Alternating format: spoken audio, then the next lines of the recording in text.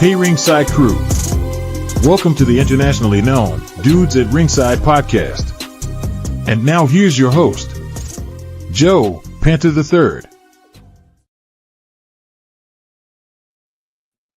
Hey, hello there, wrestling fans. Welcome to another episode of the internationally known Dudes at Ringside Podcast. I am Joe Panther III, and we are in the middle of East Coast Wrestling Month. And I figured to bring back an awesome former guest that is he wrestles out of the great state of New York. It was so great, they named it twice. New York, Long Island, New York, out of my favorite place, a place that got me into independent wrestling, NYWC. They had so many great stars. Man, welcome back to Dudes at Ringside, brother. Welcome back. Oh, thank you for having me. Awesome. So you've been up to a lot of stuff lately since the last time in the studios. Like what's going on? Let's see. I don't know. Fusion Championship. Ooh, yeah, I missed that belt. I remember that belt. Oh yeah. Yeah. Yeah, won that Psycho Circus. Yeah, circus, baby. Defeating A1G, Isaiah Wolf, and Giorgio Lawrence. Awesome. So, like, with a match like that, do you have to prepare? Jeffrey said you had to take on two other guys to win the Fusion title, right? You just said two guys. Three other guys. How do you prepare for that? Like, for a match with three other guys? Oh, it's easy. I mean, come on. I'm the biggest guy in that match. They don't stand a chance against me. Awesome. Like, I know you could come through, run through a wall because you're a big dude. But like, that's right. What is your training normally like for like a week of a show? Like, hit the gym every day. Every day, hit the gym. Awesome. Is there any other title in NYWC that you have your targets on that you want to add to that? You have another arm. Like, is there another belt that you want to go for? I do. Yeah. The NYWC Championship. Got some big competition, but I know you can take them all out with one snap of the fingers, like Thanos. But that's right. Some big competition in that championship like rankings. Like we got Joey there. We got there's so many guys over there. Like so many guys. But is there anybody in particular that you have your sights on for the face for the Fusion belt? I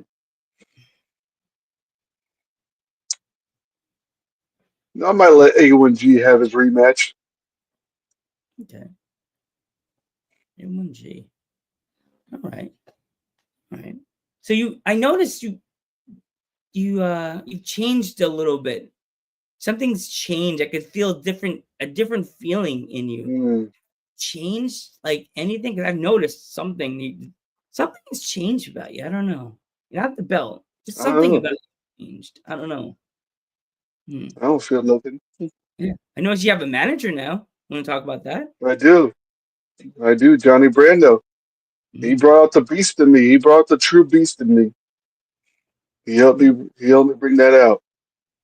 Do you think by having it gives you another shine, another like? I know you said brought the beast out of you, but you feel that it brings out a different like beast in you because you were this happy-go-lucky guy before. Now apparently you're. Of course. Yeah. Look where that got me though. They didn't get me much. Until Johnny Brando came into the picture. He opened up my eyes. I can't be the nice guy forever. I gotta take what I want. I recently interviewed the Greek god, and he says you guys, I don't know. He said you guys are not on good terms. Like He was talking last night. I wish I had clips from the episode. You and him are really not on good terms, I guess. Hey, we had a long feud. We did have a long feud, so. Mm-hmm. Yeah, well, Greek God always is looking for belts. I don't know. I hope that'd be a nice bring back to the rivalry. Go back and have you two go at it again. This time for the Fusion belt. I'm all for it. He wants to come and get it.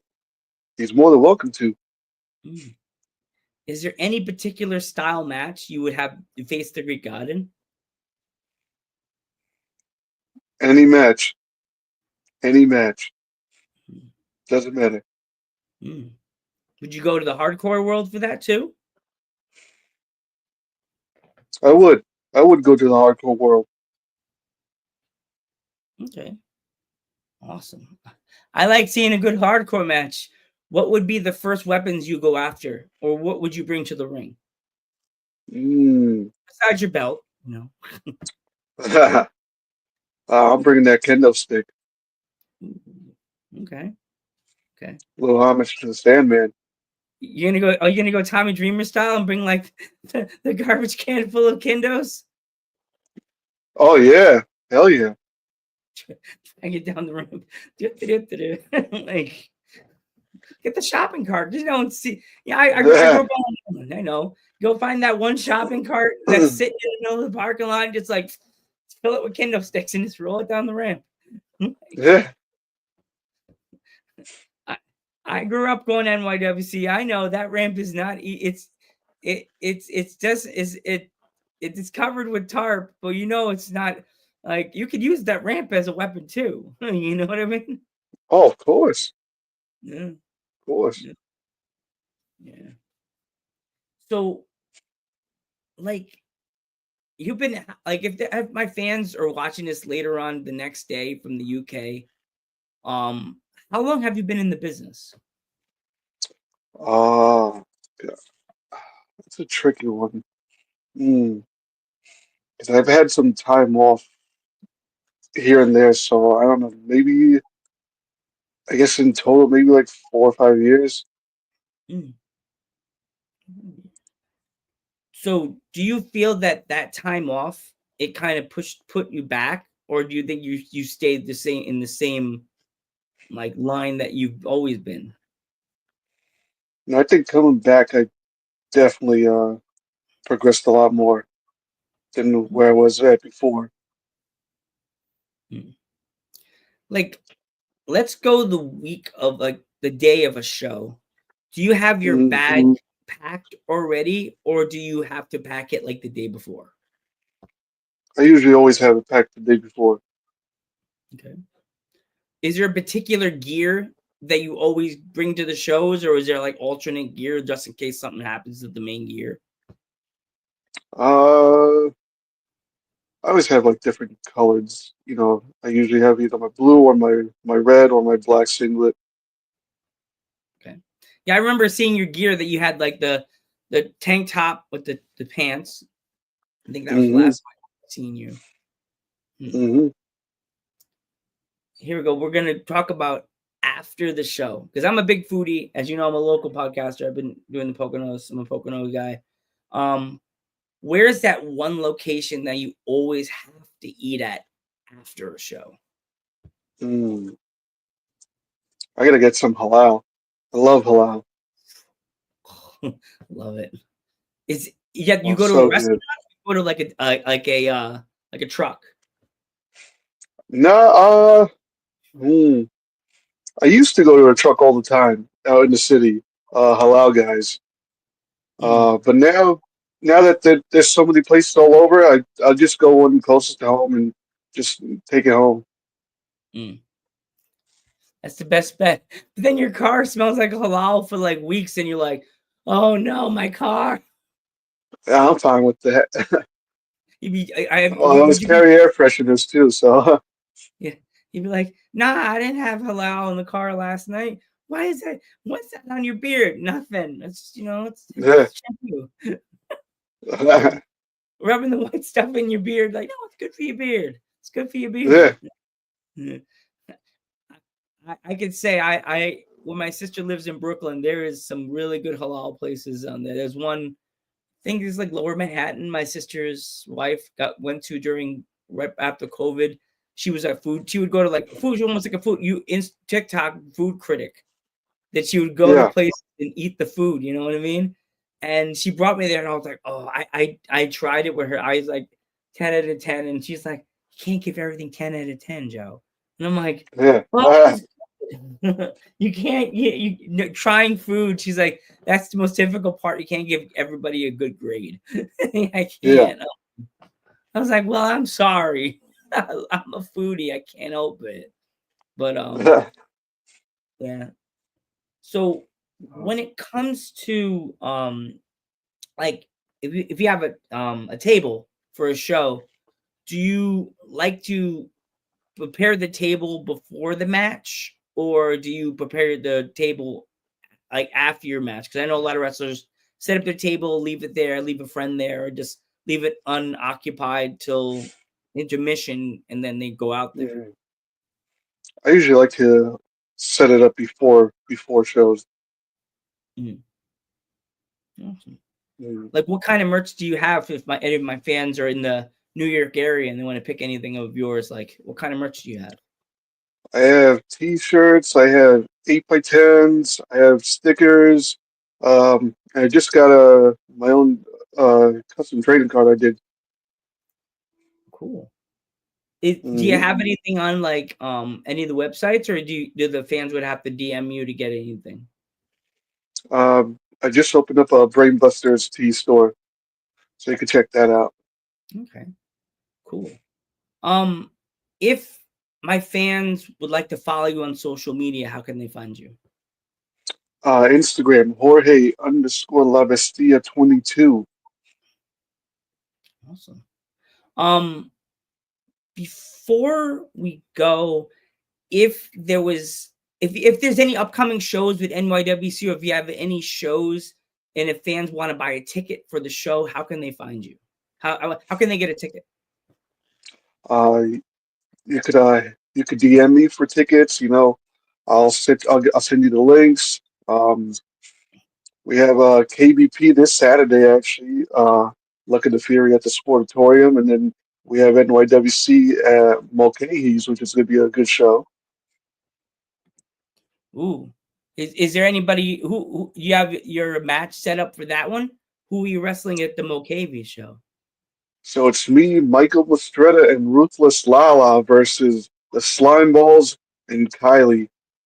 Ooh, the Slime Balls don't play around, but I know I know Lala. Tell Lala when you see her, give her a big hug for me. Tell her Joe Panther says what's up, because I love Lala. I will. She's awesome. She's gonna laugh. She's like, no, Joe, I love that boy. She got hurt, and then she couldn't do it, and then all of a sudden she was like, "Are you free today?" And I'm like, I'm checking my phone, like messages. She's like, "I can't hear you," and I'm like, "Oh God." She's getting me on Instagram like this. I'm like, just running through the messages, and it feels like she's going this. I'm like, oh, man, I can see the messages building on top of the Instagram. Are you there? What's going on? And I'm like, no, I'm free. I'll send you the link now. And she's like, we're doing it now? I said, no, at 8 o'clock. She's like, got it. And then I sent it. It was like a flash. Yeah. She's hilarious. I never met her, but I can see her videos. So when it comes to like doing a promo with like a person like Lala, do you have to prepare for the way her character is to not laugh? Because she's funny. I don't know. I've never done a promo with her. Oh, geez. I've never done a promo with her. I watched you do a promo with somebody, and I'm like, I know they had to do that shit twice because she's funny. She probably made them laugh or say something. I made it look, and they were like, do it again. Yeah. She did a promo with oh my God, what's his name? He's gonna kill me. I can't think of his name right now. And she shoved the guy backstage. He's like, who the hell do you think you are? And she's like, I'm Lana. What's wrong with you? And I'm like, oh my God, I would have been dying. I would have been dying back then. She'd have been like, cut, do it again. Joe laughed. I was like, oh. Yeah, I could see that she was like, the person was like, yeah, what do you think you're doing? And he's a big dude too. I was like, yeah. there was a death in the wrestling business. It's so sad to Yeah. see wrestlers die. Did you know him? No, I did not know him. I did not know him. I've heard of him, but I never met him. Yeah, I was very. I felt sad. I wasn't familiar with him, and he died in a very sad way. Like Yeah. it was very sad. I was like, oh my gosh. No, it wasn't backstage. It wasn't like in his car before a show. It Yeah. it was during a During a match. match. Yeah. Definitely a major loss for the wrestling community. Yeah. Praise to his family and friends. Yeah, it's so sad, and I think there's a GoFundMe to help. So like, if you Yeah. check if it's a real one, fans, before you, because a lot of people jump and donate and they find out, oh, that wasn't the real thing. Definitely find it if they're the GoFundMe and Hmm. send some money there to him, the family, because it hurts. Because this wrestling business is not easy, and some wrestlers No, struggle with with payments and money, because wrestling, as I said, right, it's not easy. Some wrestlers, definitely not. yeah, you guys We do it sometimes, because we love it, though. yeah, sometimes you guys don't even get the handshake, you just get the hot dog. Like, Yeah. Yeah. barely, you probably barely, some of the promotions are like, well, we can't pay you, but you could take a promo picture from the other guy's table. What? Like, here, he's giving away t-shirts. What? Like, so before we go, if there was any young, like 18 to 19-year-olds that are watching this podcast that want to get into the independent wrestling scene, get into wrestling like you did, what kind of advice would you give them? Stay humble. Okay. Keep your ears open and your mouth shut. Always listen. Ooh, like that one. I want to thank you so Mhm. much for coming back on the podcast. It really means a So lot to thank have you an for awesome, having me. nice talent from the great state of New York, Long Island, my home. I was raised in Long Island, in Central Islip, Long Island. So my Long Island me is going, whoa, Long Island, baby. Like, Yeah. and then also NYWC, where my independent roots started. If I never stepped through those is Deer Park doors, this belt and this podcast right here would not exist. So NYWC, thank you for making me an independent wrestling fan. Thank you. Thank you. Thank you. Hell yeah. And if you're watching this podcast and you just love the regular wrestling, look it up. If you're from Long Island, look up when NYWC is doing their shows or anywhere on Long Island. But I'm partial because NYWC was my home for years when I was in college. Go buy a ticket. You may never know. You may this guy may become your not Goldie. The guy that's right there may become your new favorite wrestler in the independent scene, and you may be like me, like, oh my gosh, this stuff's fun. You know, it may change your world. You may stop watching WWE or AEW just because independent wrestling became your thing, like me. And I want to say thank you so much for coming back on the podcast. I'm Joe Panther Thank III. you. Fusion champion Jorge La Bestia here. And we will catch you in the next one.